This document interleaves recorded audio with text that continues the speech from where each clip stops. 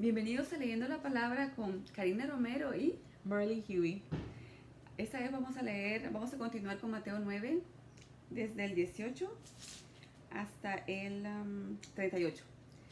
Empezamos con una niña muerta y una mujer enferma. Mientras él les decía esto, un dirigente judío se arrodilló delante de él y le dijo: mi hija acaba de morir, pero ven y pon tu mano sobre ella y vivirá. Jesús se levantó y fue con él, acompañado de sus discípulos.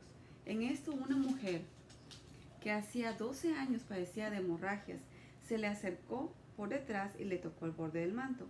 Pensaba: si al menos logro tocar su manto, quedaré sana. Jesús le dio vuelta, la vio y dijo: ánimo, hija, tu fe te ha sanado. Y la mujer quedó sana en aquel momento. Cuando Jesús entró en la casa del dirigente y vio a los flautistas y el alboroto de la gente, les dijo: váyanse, la niña no está muerta, sino dormida. Entonces empezaron a burlarse de él, pero cuando se les hizo salir, entró él, tomó de la mano a la niña y ésta se levantó. La noticia se divulgó por toda aquella región. Jesús sana a los ciegos y a los mudos. Al oírse Jesús de allí, 2 ciegos lo siguieron gritándole: ten compasión de nosotros, hijo de David. Cuando entró en la casa se le acercaron los ciegos y él les preguntó: ¿creen que puedo sanarlos? Y sí, Señor, le respondieron. Entonces les tocó los ojos y les dijo: se hará con ustedes conforme a su fe. Y recobraron la vista y Jesús les advirtió con firmeza: asegúrense de que nadie se entere de esto. Pero ellos salieron para divulgar por toda aquella región la noticia acerca de Jesús. Mientras ellos salían, le llevaron un mudo endemoniado, así que Jesús expulsó al demonio y el que había estado mudo habló. La multitud se maravillaba y decía: jamás se ha visto nada igual en Israel. Pero los fariseos afirmaban: este expulsa a los demonios por medio del príncipe de los demonios. Son pocos los obreros.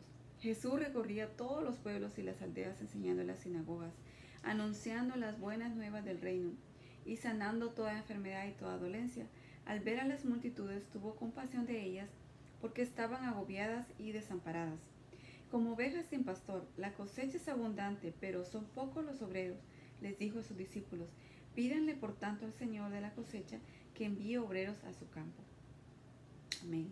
Amén, amén. Ok, ¿hasta 38? Sí. Ok, Uh-huh. ok, aquí sigo. I will continue on Matthew chapter 9, verse 18 to 38. Jesus raises a dead girl and heals a sick woman. While he was saying this, a synagogue leader came and knelt before him and said, my daughter has just died, but come and put your hand on her and she will live. Jesus got up and went with him, and so did his disciples. Just then a woman who had been subject to bleeding for 12 years came up behind him and touched the edge of his cloak. She said to herself, if I only touched his cloak, I will be healed. Jesus turned and saw her. Take her, daughter, he said. Your faith has healed you. And the woman was healed at that moment. When Jesus entered the synagogue leader's house and saw the noisy crowd and people playing pipes, he said, go away. The girl is not dead but asleep. But they laughed at him. After the crowd had been put outside, he went in and took the girl by the hand, and she got up. News of this spread through all that region. Jesus heals the blind and the mute. As Jesus went on from there, 2 blind men followed him, calling out, have mercy on us, son of David. When he had gone indoors, the blind men came to him, and he asked them, do you believe that I'm able to do this? Yes, Lord, they replied. Then he touched their eyes and said, according to your faith, let it be done to you.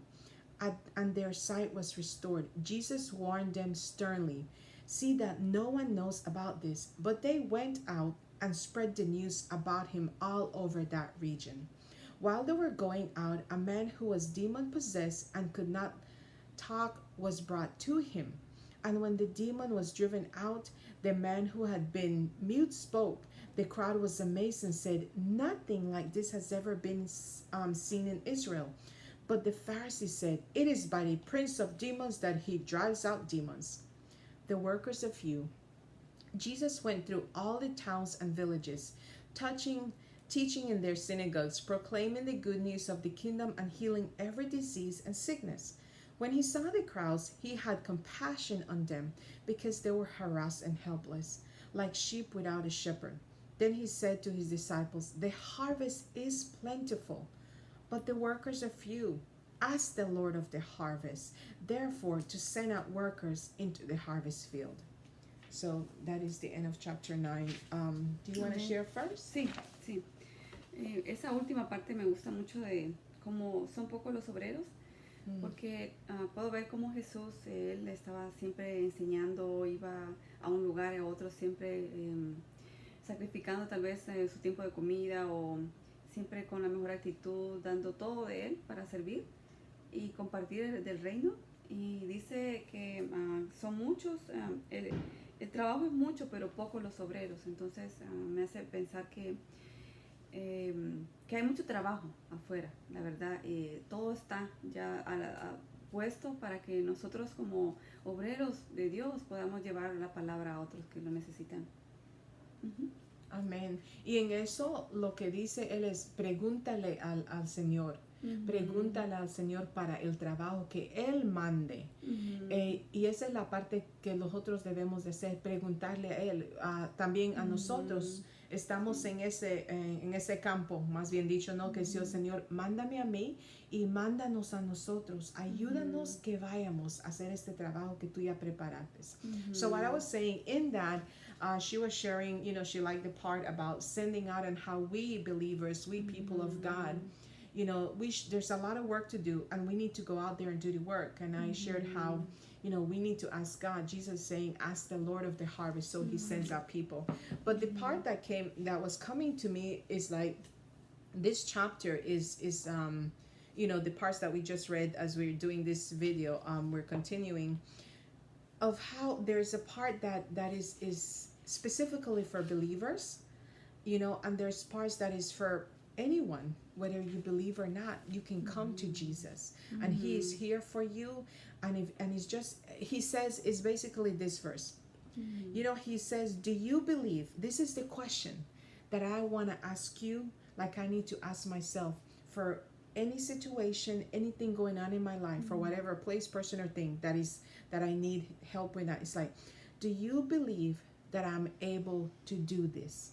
That is what Jesus is asking you, what he's asking me. Whatever it is that I need, whatever Karina needs, Jesus is asking, do you believe, Karina, that I can do this? Whatever it is that our prayer is, you're praying. Some of you are here, maybe you haven't started praying. I want to encourage you to pray. Pray first. Ask the Lord.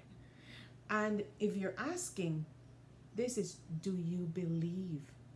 Because you must believe. It is about faith. It always comes back to faith.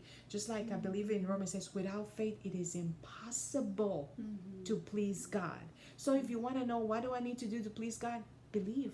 Start with faith.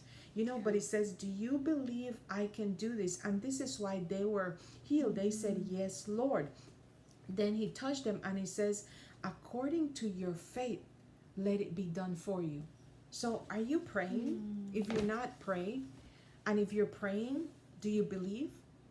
And what does that believe, that faith looks like? Because it's going to be according to your belief. It's going to be according to what you're hoping for, having faith for. It will be done for you.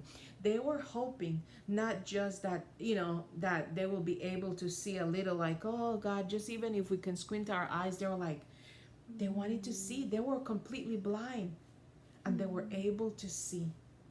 So that is the question that I want to leave you with and encourage you. Do you believe that Jesus is able to do this? You fill in the blank what this is for you. What is this that you need Jesus to do for you?